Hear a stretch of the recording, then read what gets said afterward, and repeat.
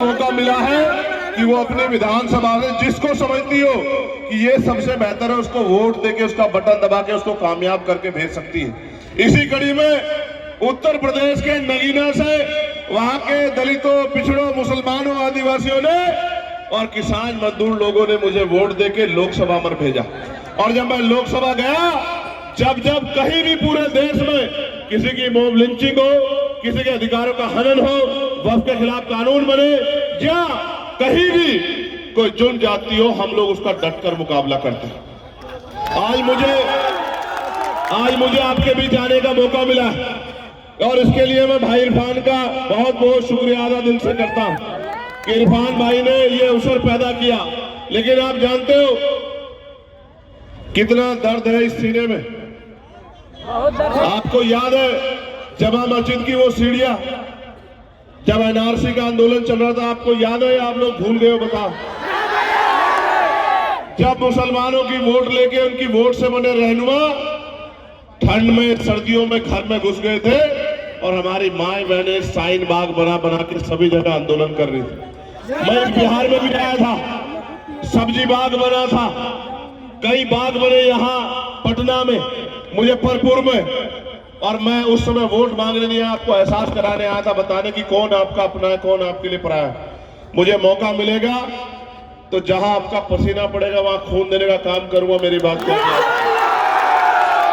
और बहुत जिम्मेदार से कह रहा हूं, यहां तो हालात ऐसी है कि आदमी के कपड़ों से प्रधानमंत्री कहते हैं कि पहचान आ जाता है कि कौन क्या है। लेकिन मैं आपको कह रहा हूं 5 साल में एक बार ये मौका आएगा और अगर आपने गलती कर दी, धोखा दे खा लिया तो अगले 5 साल आप कुछ नहीं कर पाओगे। देखो मेरी बात पे गौर करना, आपके उत्साह की मैं सराहना करता हूं। मेरी आवाज आ रही है? जी आ रही है। हाथ उठाओ जहां तक आ रही है। बहुत अच्छी बात, बस गौर से सुनो, अगली 5 मिनट बहुत इंपोर्टेंट। आप अगर 100 रुपए का सामान खरीदने जाओगे तो जिस सामान को जब खरीद लोगे तो उसको पलट के देखोगे, नहीं देखोगे कि सामान सही है नहीं सही? बताओ। जो आप पीछे खड़े वो भी बताओ, देखोगे नहीं देखोगे? और अगर सामान खराब होगा, टूटा हुआ होगा तो क्या करोगे? टूटे को ले आओगे या वापस करोगे? बताओ।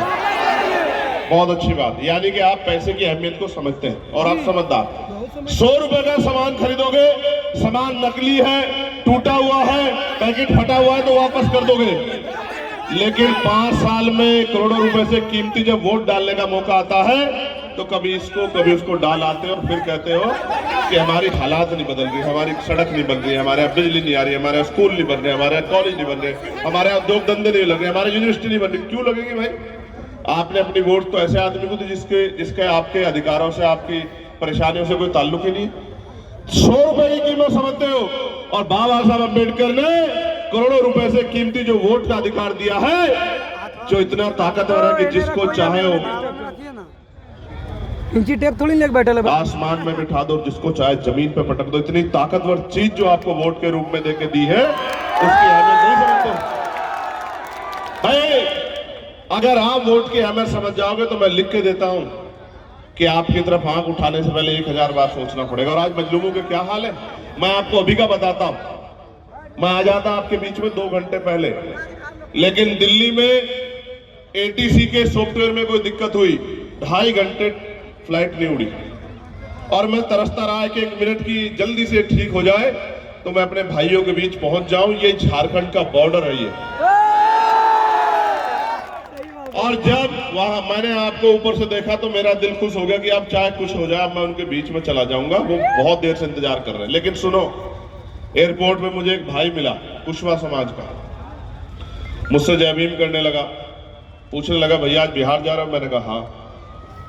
तो मैंने कहा आप नहीं गए वोट गिरने के लिए?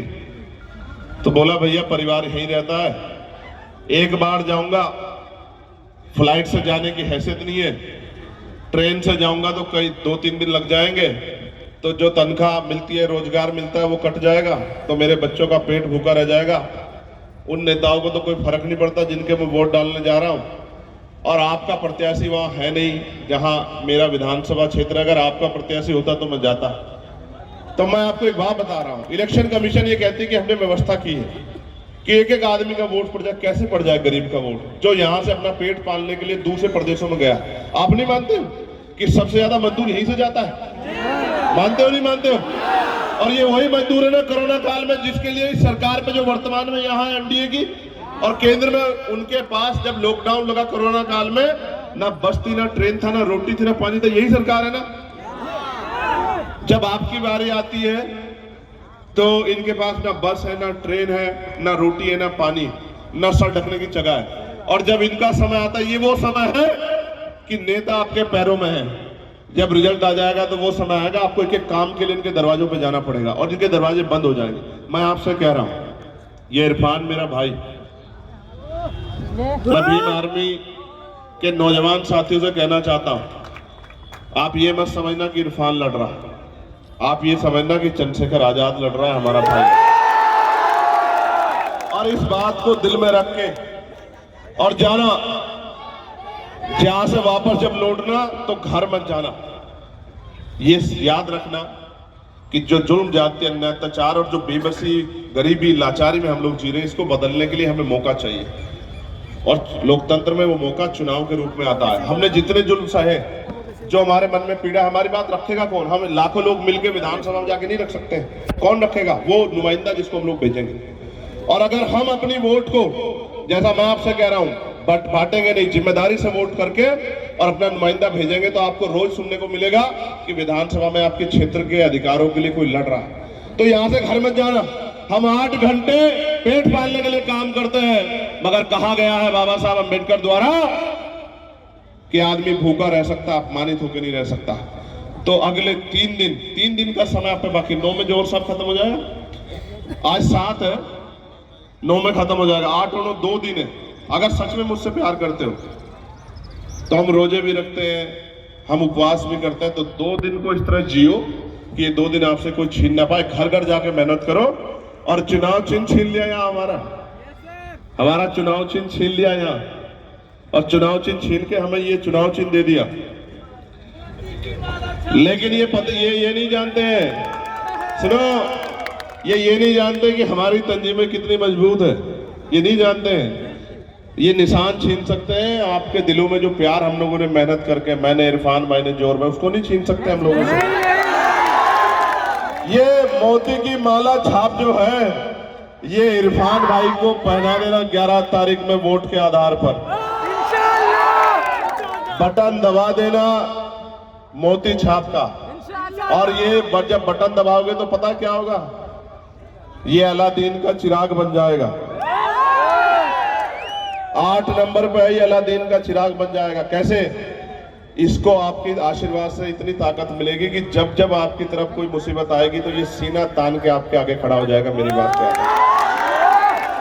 और जब आपके अधिकारों की बात आएगी तो ये अपने बच्चों को पीछे छोड़ देगा, आपके अधिकारों के लिए लड़ने काम करेगा। अगर इसके दिल में इच्छा ना होती तो ये यहाँ आज आपको बुलाकर इतना बड़ा इंतजाम नहीं करता। मैं फिर आपसे कह रहा हूं, ये मौका जो आ गया है इसको जाने मत देना, बिल्कुल जाने मत देना। इस मौके को आप देखो किस तरह से चुनाव के बाद ये जो सेकुलर दल खुद को कहते हैं, आपके जीते हुए प्रत्याशियों को तोड़ के अपनी पार्टियों में मिलाने काम करते हैं। आप देखो आपके सामने। और जब आपके लिए कोई नुमाइंदा लड़ने काम करता है तो उस पर आरोप लगाने काम करते हैं। आप ये बताओ, अगर आप वोट को तकसीम नहीं करोगे, इरफान भाई जीत जाएगा, क्या इरफान आपको धोखा दे सकता है? बताओ, धोखा दे सकता है क्या? क्या इरफान के दरवाजों पर जाके आपको दरवाजा बजा के पीटना पड़ेगा क्या? तो मैं इसलिए आपसे कह रहा हूं, हमारा अलायंस इस बात के साथ खड़ा है कि इस बार बैलेंसिंग पावर हमारे हाथ में आए, सत्ता की चाबी। नीतीश जी बहुत कम एमएलए होकर बन जाते हैं ना मुख्यमंत्री, उनसे ज्यादा एमएलए की पार्टी होती है ना। लेकिन इस बार समीकरण ऐसी है, एक फेस का वोट पड़ गया कि बैलेंसिंग पावर इस अलायंस के हाथ में रहेगी। और फिर जब अलायंस के हाथ में रहेगी तो इस बार उनको मौका मिलेगा जिनका 18-20% वोट होके ना डिप्टी चीफ मिनिस्टर बनता ना चीफ मिनिस्टर बनता। इसलिए आपसे कह रहा हूं, लेकिन उससे पहले आपको अपनी संख्या तो बनानी पड़ेगी, नहीं बनानी पड़ेगी? और बनाओगे नहीं बनाओगे? ये बताओ, जो मिलता रहा उसी में खुश हो क्या? देखो एक कहावत है, अजमाए हुए को अजमाओगे तो वही मिलेगा जो मिलता आया है। आप बताओ, उसमें खुश हो क्या जो मिल रहा है? दोनों हाथ उठा के बताओ, खुश हो क्या? तो नहीं हो तो फिर कुछ बदलाव करना पड़ेगा ना। आप किसी को लाठी नहीं चला सकते, कानून अपराध है, किसी को बुरा नहीं कह सकते, लेकिन अपनी वोट का प्रयोग तो कर सकते हो ना। तो घर से निकलो, मेहनत करो। हमारे जिला अध्यक्ष जी दोनों, हमारे अलायंस के पार्टी के जो नेतागण हैं यहाँ, उनसे मैं कहूंगा वो सब यहाँ आ जाए सामने। आप ये मत सोचो